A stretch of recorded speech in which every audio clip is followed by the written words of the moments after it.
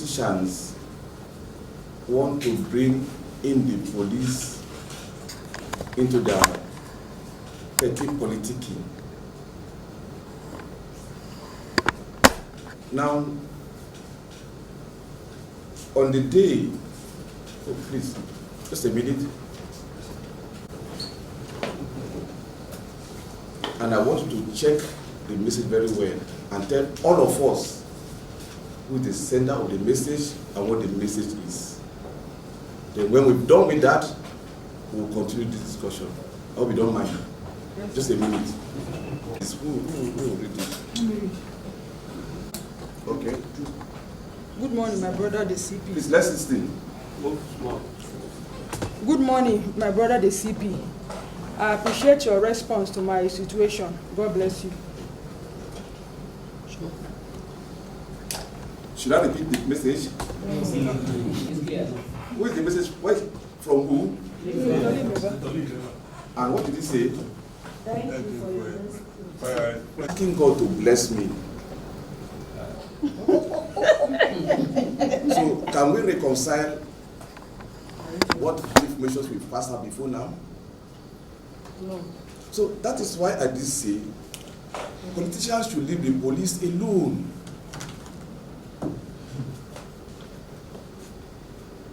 Politicians should leave the police alone and face their politicking. Now, I came into this place as a question of police, and I want to believe that there are more than 20, or there are more than 5 or 6, 7 million people living in River State, right? I have not visited any. Okay, I think since I came here, I've only visited one person in his house who has been my friend for the past 25 years.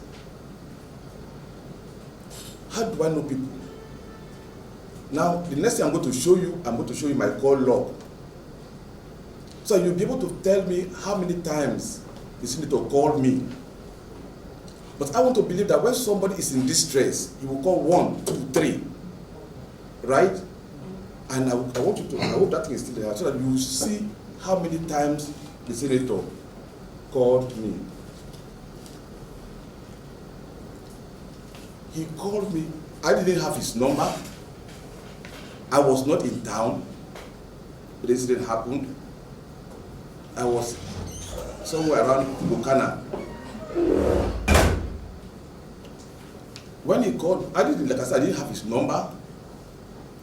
I was on an operation. My phone was inside the vehicle because I wouldn't want to be distracted. But by the time I came out, somebody called me. I picked the call. He said something, Dr. Seki Bosu. And he said, that one Senator Maeba home was attacked. And quickly I detailed a team to go to that place. He saw the team I sent, but the team met him. He interacted with the team I sent. And not one person. Eh? Not one person. Because he said he asked only Wakako. Not one person. No. So he didn't even see me throughout that day. He didn't see me. Because I came back to town around. No, he said one police. He said only one police was. Then he now asked the policeman, only Wakako. No, it's not true. I sent a team led by a deputy commissioner of police. Now, it may interest you to know that this man we're talking about has an itinerary of security. About 9 or 10 security personnel armed are in his compound. They went to his house, assessed him and came back. And apparently because he was satisfied with what I did, he sent me this text. After he sent me this text, I went to his place, I think about 9 o'clock or so the next morning. I said, let me see what we are really talking about. As soon as the DCCID got there, investigation commenced. Take this thing out now. Investigation commenced.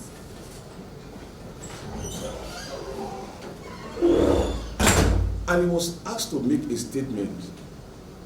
That is, tell us what happened.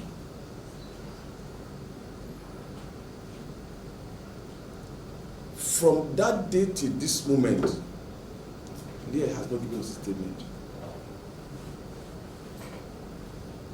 Even if you cannot come to the police station, okay, no, fine, since you don't want to come to the police station because of whatever reason, take the statement from to him. It's not even, that's not the procedure, but we just want to make sure that something is done. As we speak, from that day to today, he had not written a statement. I called him the next day. I said, come, we need to see you for a statement.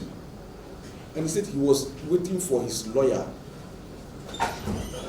His lawyer will write. I said, but the lawyer was not part of what happened. So how about this right for you? So that's by the way. I don't know how many of us went to that house. And that is why I say people should be able to carry out investigative journalism. Now, on every side of the compound, there are houses. So the only way you can access Maeba's house is through the gate. And the road that leads to his compound is no more than 22 feet. And there are two very tall and strong gates, almost at 50 meters apart. Now, assuming that 30 talks, forget about the 200 you mentioned, let's just come back. Assuming that 30 talks visited his compound. First, please ask yourself this question.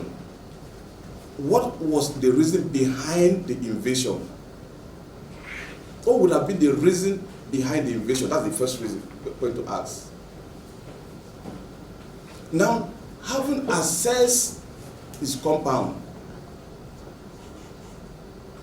was there any attempt to actualize their goal? Let's break it down. There are two major gates in that compound. And talks 30, assuming, enter the compound. And no part of the gate is damaged.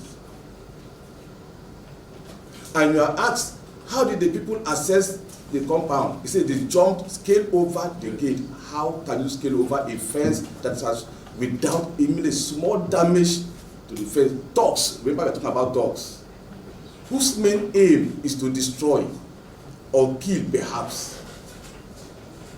Because I'm not sure that they only went there to destroy his car. They went there, assuming they went there, they would have gone there to either kill him or beat him up or maim him or whatever, but not simply to destroy cars. Now, none of the gates is damaged. No part of the gate is dented. And they entered inside the compound. From the gatehouse, nothing is damaged. And there is no sign that there was any attempt on his door. So why did people go there? Okay, let's even ask ourselves this question. I hope we know the cars, we have pictures of the cars that were allegedly destroyed or smashed. We are talking about a senator who has exotic cars.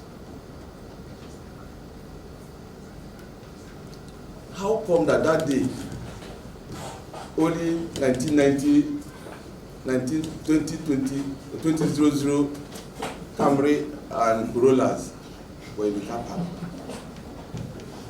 I mean, was it a coincidence, really? Was it a coincidence that all the cars that were expensive, none was touched? So people only touch the ones that are rickety cars. Is it possible for thugs? So were the thugs interested, or was it even a coincidence that only rickety cars were parked in his garage? Was it a coincidence that only rickety cars were parked in his garage? Have you seen those cars really? Yes. In case you don't see them, let me forward the pictures to you. I have the pictures. Very good. You have the pictures.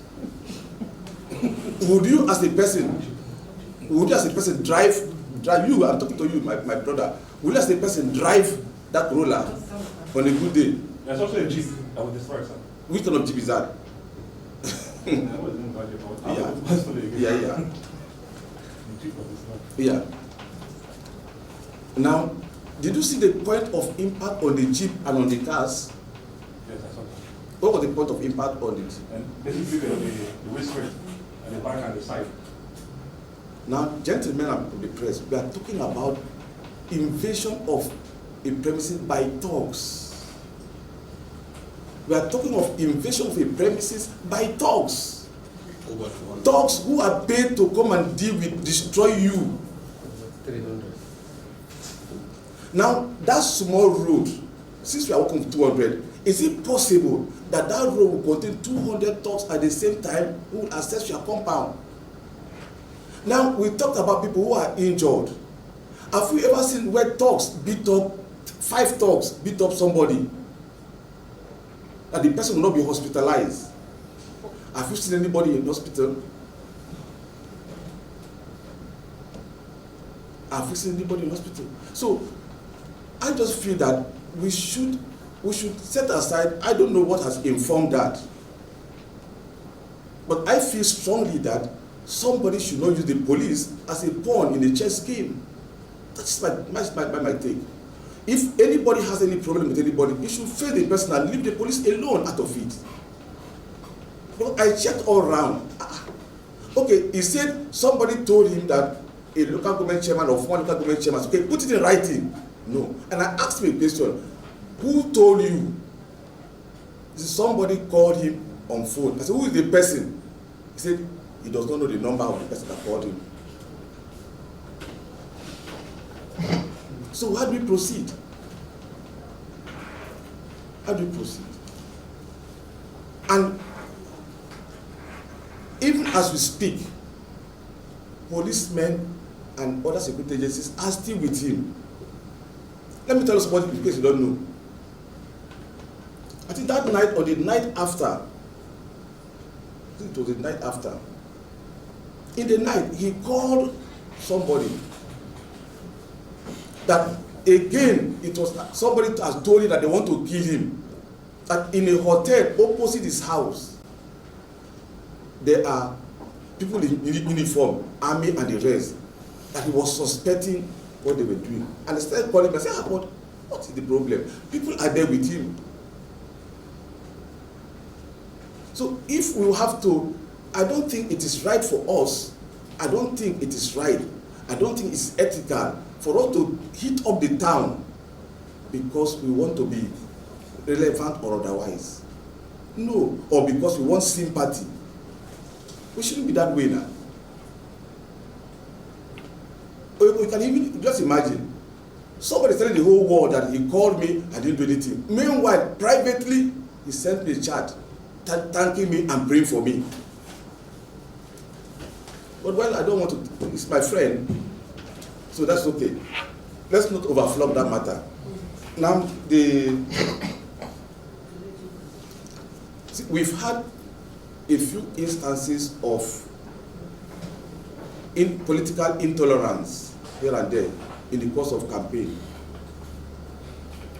Now, when this young man who said he was forced to denounce his support for Atiku, or they went to do posters, people were arrested. The young man came. They finished statement, and in the course of time, when I said, okay, let the people all go to court, let the people do the same thing in court. And I was told that there was a compromise. There was not a compromise, there was an agreement. That there was an agreement, that they have reached fundamental agreements. So each time we have, I will encourage us See, when people have issues, the police force in Nigeria has not changed. We can bring complaints to the police via 2 methods or 3 now. You can directly call somebody on phone or send a message to the person. But most importantly, go to the nearest police station and incident a case or a complaint. That case will be referred to the appropriate quarters from there. Or if you want to do a written complaint, you send that complaint to the Commissioner of Police. Then the Commissioner of Police will then do what? Will then direct any of the teams to investigate that matter. So when people now go to the pages of social media, I don't believe in trial in social media trial. No, that's not right. We should be factual. We should be factual. As we speak, a few days ago, somebody was accusing me that I have made arrests over time, and they have discovered that I'm arresting only their members. So this way is not favorable, that way is not favorable, that way is not favorable. So which one do they want us to do now? Everybody is accusing us.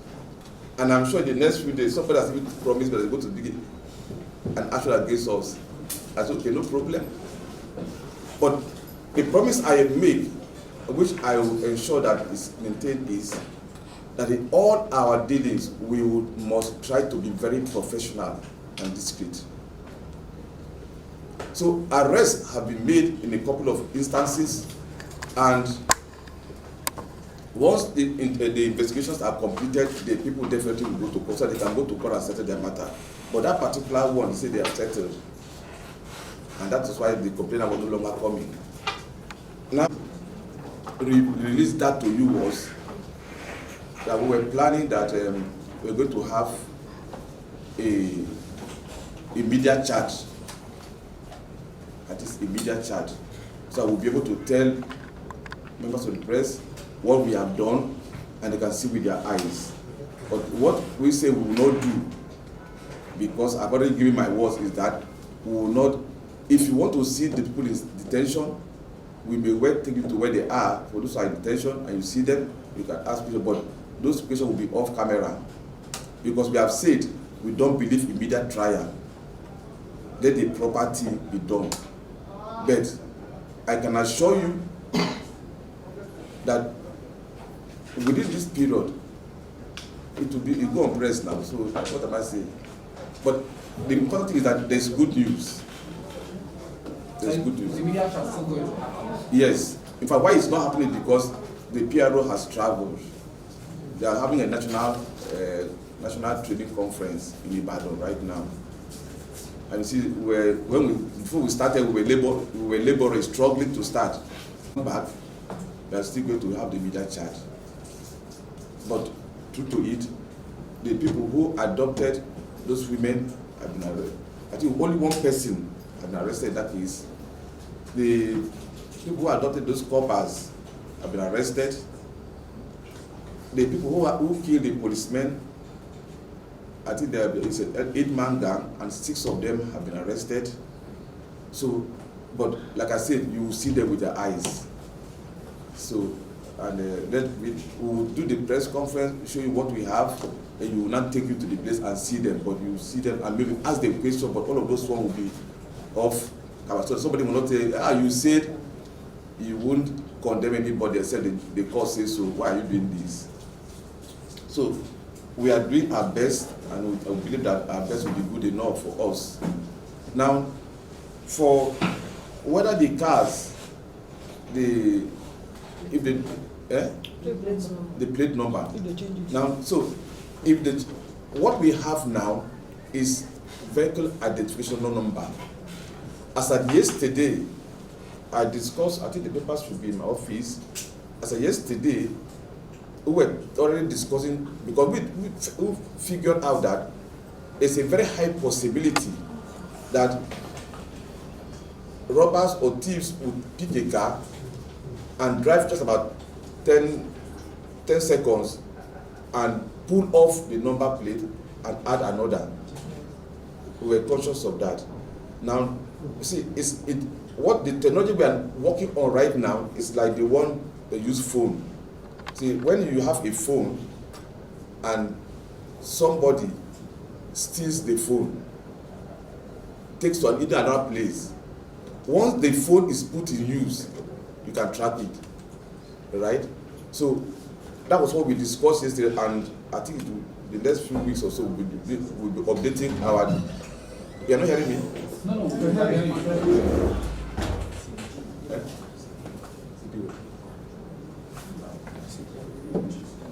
Facility, it will be possible for us to dictate, but that what we now want to do is that we will now need to use the initial number, match it with the what do you call it again, the chassis number, right?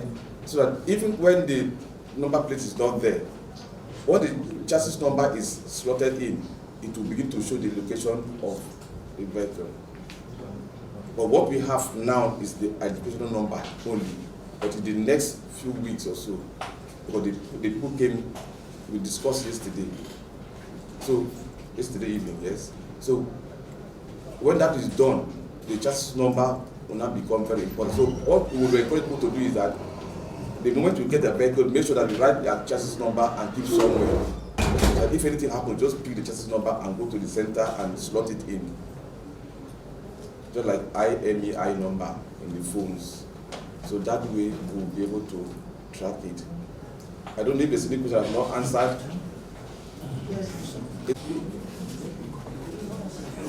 Everybody should be sensitive and know what goes on around them. That's all. Suspicious movements. We suspect some movements. All you need to do is to put a call to a number and the team will be sent to the place. All right? Thank you. Thank you, sir. Thank you, sir. We believe that Nigeria has developed to such an extent that our elections should not be issue, our campaign should be issue-based. Not when somebody say, I am one of you, will you vote for me? Yes. Will you vote for me? Yes. Thank you very much. That is the campaign. No. Campaign should be issue-based. Let's see what you have. Let's see what you want to offer. So that at the end, we should be able to make informed choices. So if you'll be having such debates and you ask us to support you, definitely we will support you. Definitely we will support you because we are interested in having a peaceful conduct of elections 2023. So having said all of this, I want to say on behalf of my team, you are most